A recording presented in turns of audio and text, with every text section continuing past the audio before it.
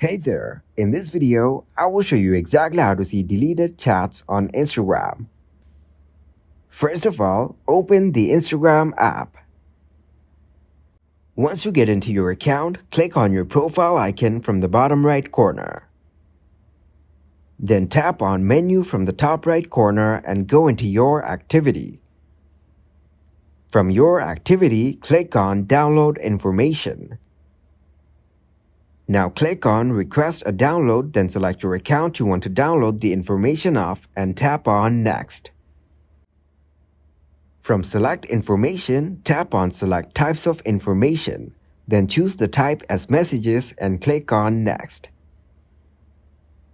Then you can choose the Notify Process, Format, Media Quality, Data Range.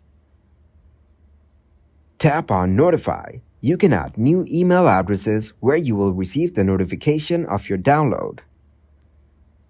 Once you're done with everything, click to submit a request. Thank you very much for watching, and don't forget to like the video and subscribe to the channel.